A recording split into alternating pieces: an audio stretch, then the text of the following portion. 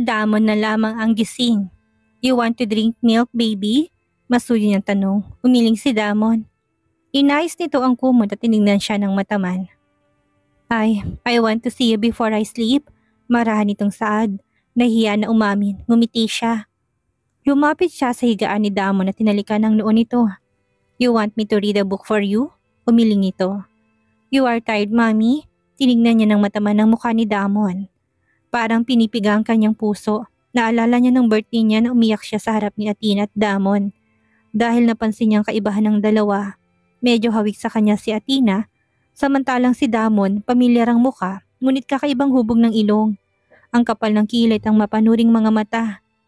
Am I making you uncomfortable, Damon? Maingat niyang tanong. Simula ng gabing yon, mas malaki ng pagbabago ng pakikitungo ni Damon sa kanya. Mag-4 na taong gulang pa lang ito pero ramdam niya mas malawak ng pangunawa ni Damon. Umiling si Damon. Inabot nitong kanyang kamay. Athena sometimes is very naughty, mommy, but I would try to help her so you would not have to worry. Saad nito. Parang hinahaplos ng mainit na kamay ang kanyang puso. Ito ang Damon na kilala niya. Sa harap ng ibang tao ay malamig at formal itong makitungo sa kanya, pero malambing kapag silang dalawa na lamang. Mommy's fine, Damon. It's okay if you and Athena are sometimes naughty. That's normal. Pasaway talagang mga bata. Kumindat siya sa anak. Ngumusot at saglit na kumunot ang noo. I am not paaway sa paway. Tumawa siya ng marahan. Pasaway, aniya, para itama to. Mas lalong humabang pagkakanguso ni Damon dahil sa pagkakabuhol sa salitang binikas. Whatever, mom, I am not naughty like Athena. She's loud and active. Because of her, my head hurts sometimes. Natawa na naman siya. Sobrang ibang-iba si Damon at Athena. Ang batang babae pa ang mas pasaway. Mas maingay din ito at mas maraming kalokohan. But I still love her, bawi nito. Pinisil niya ng marahan ng kamay ni Damon. And I love you because you love her. Always remember that Athena is a part of you. You grew together in my belly. Hinaplos niya pa ang kanyang tiyan. You were here. You were always fighting inside my belly and you often kick me. Nagsalubong ang kilay ni Damon. No, I didn't. It's Athena probably. Humalakak siya. Tumukwang siya para halikan ng pisngi nito. Pinanggigilan niya magkabilang pisngi ni Damon hanggang sa tinulak na siya nito. Mom! Tumawa siya. You will forever be my baby boy, Damon. So don't grow up fast, okay? Kahit na nakangusoy tumango pa rin to. Good night, Mom. Good night, baby. Binitawan niyang kamay ni Damon at tumayo na para patayin na nakabukas pang ilaw. Umayos na to sa pagkakahiga at handa nang matulog kaya dahan-dahan siyang lumapit sa higaan ni Athena at hinalikan ng natutulog na anak. Good night, Bunny, bulong niya. Pagkalabas ng kwarto ay natanaw niyang pababa ng hagdan si Marcus. Hawak nito ang phone at mukhang may kausap. Lumapit siya sa may hagdan. Sinundan niya ng tingin si Marcus at nakitang patungo to sa may kusina. Hawak pa rin ang cellphone na malapit sa tenga. Hindi niya pa nabanggit na nakilala na niya si Garrett at James. Alam niyang hindi siya nagkakamali sa kanyang narinig. Yun ang mga pangalang binanggit ng babaeng tumawag kanina. Ngunit ang Alexandra. Alexandra, pamilyar ngunit hindi niya maalala kung saan niya narinig ang pangalang yon. Dati pa man, nararamdaman na niyang may tinatago sa kanya si Marcus. May kakaiba sa mga kilos at galaw nito. Yung tipong kahit na maayos naman ang kanilang pagsasama, hindi pa rin siya komportable. Kaya gustong-gusto niyang bumalik ng kanyang alaala. Dahil yun lamang ang paraan para mawala ng kanyang mga pagdududa. Dahil ramdam niya sa kanyang pusong hindi tulubos na nagtitiwala kay Marcus. Pagbalik sa kanilang kwarto, kinuha niyang cellphone na kapatong sa bedside table. May komunikasyon naman sila ni Garrett Verado sa Telegram, kaya baka pwede siyang magpadala ng mensahe sa lalaki. Inayos niya ang kanyang buhok. Saglit niyang tinignan ang huling mensaheng pinadala niya. Noong nakarang araw pang huli nilang palitan ng mensahe. At pawang trabaho lamang ang kanilang usapan. Walang kakaiba doon, huminga siya ng malalim at nagsimula ng magtipa. Hindi maaari na paniniwalaan na lang niya kung anong sasabihin sa kanya ni Marcus. Lalo pa ngayon na halatang may tinatago sa kanyang lalaki. Imposibleng nagkataon lang na nakilala niya si Garrett at James at wala naman tong koneksyon sa babaeng tumawag kay Marcus. Paulit-ulit niyang binalikan ng pagkikita nila ni Garrett. Wala namang kakaiba, normal naman ito. He looks like a decent client. Ang totoo, kapuri-puri din naman ang itsura nito. Yun nga lang medyo mahabang buhok at hindi malinis ang bigote at balbas. The last thing I want to do is criticize his looks. Teka, napatulala siya nang maalalang una nilang pagkikita ni James. May binanggit itong pangalan sa kanya. How is it possible? You look like Alexandra. Are you Alexandra Gonzaga? Itinukod niya kaagad ang kanyang kamay sa tokador na sumakit biglang kanyang ulo. James did mention Alexandra. Alexandra Gonzaga. Tama, naalala niya. Si James mismong nagsabi na pamilyar siya at kamukha niya si Alexandra. Kung nabanggit ng kausap ni Marcos si Garrett at James, maging si Alexandra, ibig sabihin may kinalaman si Marcos sa mga taong iyon. Ngunit bakit matatakot ang babae yun na makita si Garrett, si Alexandra? Bakit? At anong pakialam ni Marcos sa buhay ni Garrett at Alexandra? Who's Alexandra? Pinilig niyang kanyang ulo. Marahan siyang umiling. Kung itatanong niya lamang yun sa kanyang sarili, wala siyang makukuhang sagot. Hindi niya rin pwedeng itanong yun kay Marcos dahil may kutob siyang magsisinungaling sa kanyang lalaki. Nang mawala ng sakit ng kanyang ulo, huminga siya ng malalim at sinimulan ng magtipa ng mensahe para kay Garrett Verado. This is far from an employee and client relationship, but I want to ask him some personal things. Nang may padala niyang mensahe, saktong bumukas ang pinto. Agad niyang pinatay ang screen ng kanyang phone at pasimpleng binuksan ng drawer para ilagay doon ang phone. Bumaba ka? Baling niya kay Marcos. Tuminto sa kanya tipid ng ngumiti. Oo, about my business conference. Tumawag si Dr. Montes. Kasama kasi namin siya sa conference. May tinatanong lang. Paliwanag nito. Tumango siya kahit ang totoo hindi naman siya kumbinsido. Kailangang bumaba sa kusina para lang makipag-usap sa isang businessman? Ganun ba kapribadong usapan? Naupo siya sa kama. Okay, mahinang niya saad at dahan-dahang nahiga. Ayaw niya pag-isipan ng masama si Marcos ngunit mas lalo lamang siyang hindi nagiging komportable. Noon pa man may kutob na siyang nagsisinungaling sa kanya ang lalaki. Natatakot lamang siya sa maaring mangyari sa oras na malaman niya ang tinatago nito sa kanya. Good night, aniya, bago pumikit. Susunod ka sa kanya, Natalie? Nag-aalalang tanong ni Hera. Huminga ng malalim si Natalie. Mabigat ang kanyang dibdib at namumugto ang kanyang mga mata. Alam niyang pipigilan siya ni Hera, ngunit buo ng kanyang loob na sumunod kay Garrett sa Sicily. Hindi siya papayag na masira kung ano man ang nasimulan na niya. Kasalanan niya to. Kung hindi niya sana kinausap si Marcos ni Itaka si Alexandra, wala na sanang sagabal sa kanila ngayon ni Garrett. I have to follow him, Hera. Masisiraan ako ng bait kung mananatili lang ako dito at hihintayin na bumalik siya sa akin kung kailan niya gusto. Nat, please, Hera. Binalingan niya ng tingin ng babae. Ayaw niya sana makarinig ng kahit na anong pagtutol mula sa labi ng babae. Hindi ko kaya na mawala sa akin si Garrett. Hindi ngayon, hindi kailanman. May diin niya saad. Huminga ng malalim si Hera. Humakbang to at inabot ang kanyang kamay. Tiningnan ni Hera ang mga sugat sa kanyang pulsuhan at malungkot na tumingin sa kanya. Sa ilang taong lumipas na pagtantuan ni Hera na hindi kailanman nagbagong pakikitungo ni Garrett kay Natalie. Mas naging malamig ito, mas naging mailap at mas naging manhid pa kahit nung nagsasama na ang dalawa. Alam niya ang ginagawa ni Natalie, madalas nitong saktan ng sarili kapag may hindi pagkakaunawaan ng dalawa. Ilang beses na niyang nakitang sugat-sugat ang pulsuhan nito, kaya natatakot siyang kung patuloy pang magsasama si Natalie at Garrett, mas lumala pang kondisyon ng babae. Don't you think it's time now to let him choose between you and his past? I think we have to let him choose because he wants to choose you. You've done enough for him, Natalie. Tinignan niyang diretso sa mga mata si Natalie upang ipakitang seryoso siya. Marami ka nang nagawa para sa kanya, kaya magtiwala ka, mas pipiliin ka ni Garrett ngayon. He wants you to wait. Pagbalik niya, mag-uusap naman kayo, hindi ba? Baka mas lalo lamang kayo magkagulo kung sumunod ka pa sa kanya. Nagtagis agad ang bagang ni Natalie sa sinabi ng babae. Binawi niyang kamay na hawak ni Hera at nag-iwas ng tingin. Hindi siya mauunawaan ni Hera. You don't understand. Patay na si Alexandra. Patay na siya.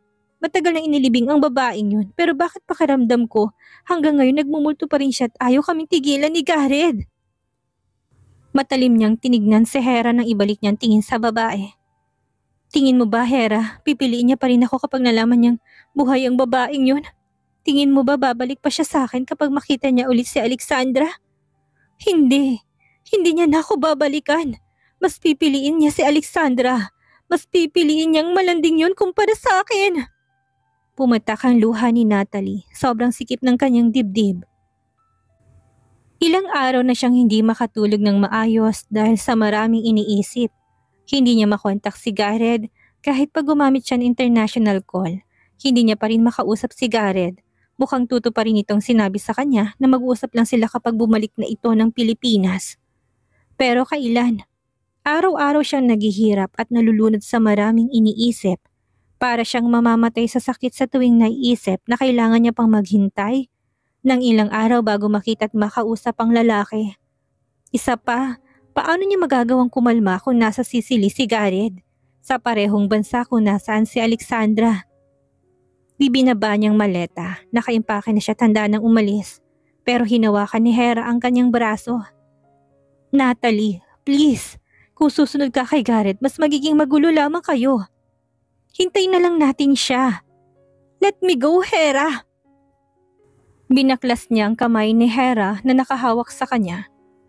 I'm his wife. I have the right to follow him wherever he is. Hindi mo ko pipigilan at hindi ka makikialam sa desisyon ko.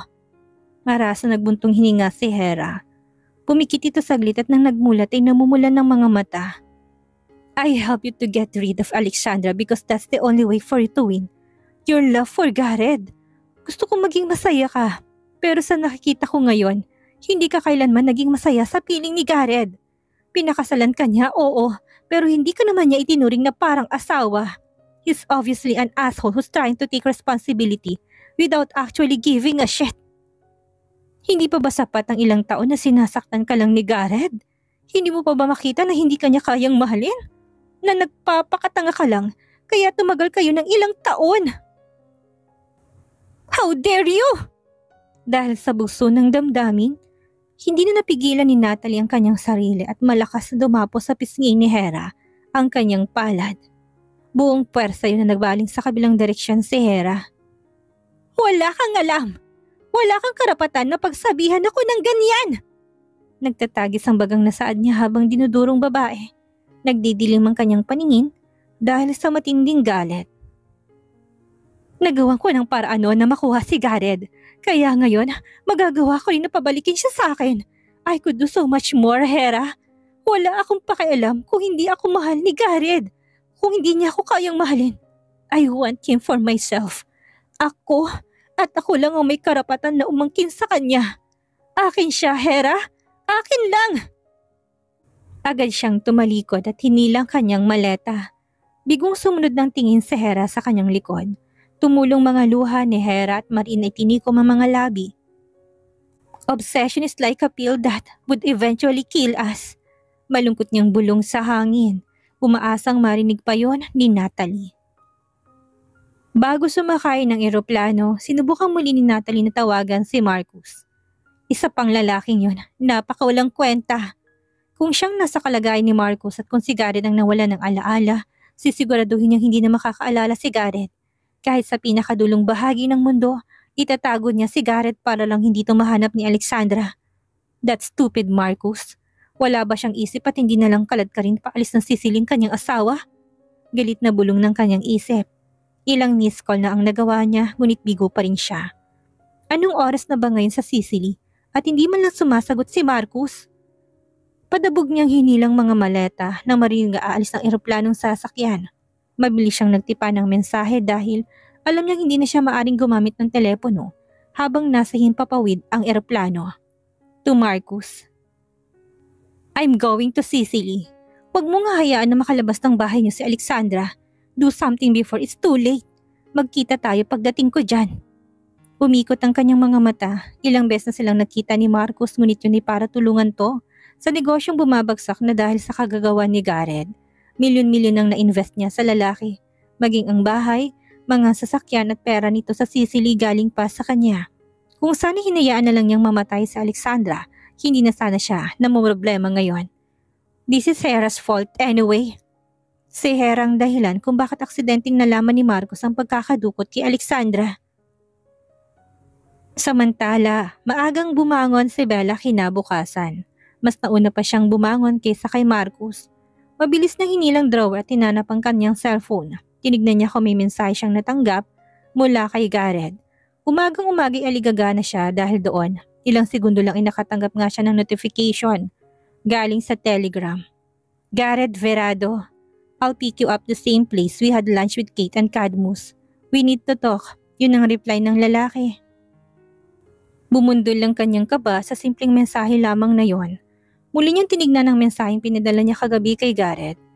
Bella Hidalgo, I have something to ask. This is a quiet personal and our work has nothing to do with this. If you're free tomorrow, I want to meet you. Nanginginig ang kanyang kamay habang tinitipa nang maaga siyang aalis ng bahay. Ang phone ni Marcos ay nakapatong lamang sa bedside table kaya napansin niya yon. Muli niyang nilingon ng lalaki, mahimbing pa rin ang pagkakatulog. Kaya naman pinakailaman na niya ang phone nito. Unang bumungad sa kanya ang notification ng message, ngunit nakahide ang nilalaman nun, kaya kailangan niyang ma-unlock munang password bago mabasa ang mensahe. Kinagat niyang ibabang labi at nag-isip kung anong 4-digit password nito. Maybe his birth month and birthday? Inilagay niyang buwan at araw kung kailan to ipinanganak, ngunit wrong password lamang ang lumabas sa screen. Kinagat niyang ibabang labit muling sumubok, nilagay niyang kaarawan niya, ngunit wrong password na naman. Sinubukan niyang kaarawan ng kambal, ngunit wrong password din. Frustrated na baka maabutan siyang sinusubukang buksan ng phone nito, binalik na lamang niya sa ibabaw ng bedside table. Dali-dali siyang pumunta sa banyo para maligo. 10 minuto lang sa loob ng banyo tapos na siya kaagad. Yun ang pinakamabilis niyang ligo sa tanang buhay niya. Ayaw niya magpang-abot sila ni Marcus. Alam niyang tatanungin lamang siya ng lalaki. Hindi siya magaling magsinungaling ng harapan kaya mas mabuting maagang umalis. Pagkatapos magbihis, inabot niyang muli ang phone. Nakita niyang may mensahe na naman galing kay Gareth. Gareth Verado, I'd be there within a minute. Teka, 2 minuto nang lumipas simula nang matanggap niyang mensahe. Baka naroon na si Gareth. Hindi na naglagay ng makeup, dali-dali siyang lumabas ng kwarto. Nagmamadali pa siya pababa ng hagdan. Gising ng mga katulong, kaya nang makita siyang pababa ng hagdan ay sinalubong siya ni Perla. Aalis ka ma'am? Kuryoso nitong tanong na makita siyang nakabihis. Yes, kapag hinanap ako ni Athena at Damon, pakisabing may importante akong nilakad. Nang ganitong oras? Gulat na saad ng katulong. Si Sir Marcos po ba kapag nagtanong? I will just send him a text later. Pasigaw na yun dahil malapit na siya sa malaking pinto palabas ng kanilang bahay. Dali-dali siyang sumakay ng kanyang sasakyan. Binuhay niyang makina at agad na nagmaneho palabas ng mansyon. Kabado siya. Alam niyang malaking away ito lalo na't hindi siya nakapagpaalam ng maayos kay Marcus. Ngunit tila sinasabi ng kanyang isip na kailangan niya magrebelde ngayon at sunduin ang gusto niya. Kung pipigilan siya ni Marcus, mas lalo lamang siyang magdududa. Pakiramdam niya, puro kasinungalingan lamang ang mga sinasabi sa kanya ni Marcus. Kaya gusto niya sana magtanong naman sa ibang tao kung delikado man itong ginagawa niya. Mas gugustuhin niya lamang niyang mapahama kaysa mabuhay sa kasinungalingan. Nakarating siya sa restaurant kung saan sila nakita kahapon. Hindi pa bukas ang restaurant at ang iba pang establishmento sa paligid dahil masyado pang maaga. Nakita niyang pamilyar na sasakyan na nakapark sa parking lot, hindi kalayuan sa restaurant. Bumukas ang pinto ng sasakyan, lumabas si Gareth Verado at sinundan ng tingin ng kanyang sasakyan nang magpapark sa tabi nito. Lumabas siya ng kanyang sasakyan at bumati sa lalaki. Good morning Mr. Verado. Aniya, tinignan siya nito. Malamig ang ekspresyon ng mukha tila may bagong magaganap sa mga mata nito. Let's not talk here. Follow me, anito. Sumakay si Mr. Verado sa Range Rover nito kaya napipilitan siyang bumalik muli sa kanyang sasakyan para sumunod sa lalaki. Kinabig ni Gareth ang manibela. Medyo humigpit ang kanyang hawak sa manibela dahil sa saglit na pagkirot ng kanyang dibdib.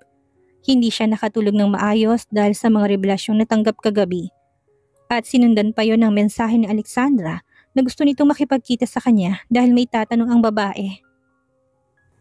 Sinulyapan niya ang rearview mirror para tingnan kung sumunod to sa kanya. Sumunod nga ang babae, dumiretso siya sa kanyang hotel dahil gusto niyang pribadong makausap si Alexandra. Nakapag-park siya sa basement ng hotel. Sumunod naman sa kanya si Alexandra. Bumaba siya ng sasakyan at umikot para pagbuksan to ng pinto. Thank you, utal na saad ng babae nang lumabas ng sasakyan. We have to go to my room. Marahan niyang saad. I also have to show you something. Mas lalo lamang bumundol ang kaba ni Bella. Parang hindi man lang naguguluhan si Mr. Virado kung bakit gusto niyang makipagkita ng personal at labas sa trabaho. Ngayon ay may balak pa itong dalhin siya sa kwarto nito para ipakitang isang bagay. She's a bit hesitant. Naglakad na si Mr. Virado patungo sa elevator pero nanatili pa rin siyang nakatayo at hindi alam kung susunod ba dito. O tatakbo palayo. Maaari naman silang mag-usap na lang dito sa basement kung gusto nitong maging pribado. Walang ibang tao, walang makakarinig sa kanila at walang nakakaalam sa pag-uusapan nila. Hindi na nila kailangang umakyat sa kwarto ni Mr. Virado. Lumingon sa kanyang lalaki nang mapansing hindi siya nakasunod. Kumunot ang noon nito nang magsalubong ang kanilang tingin. Ayaw kong sumama. May diin niyang saad.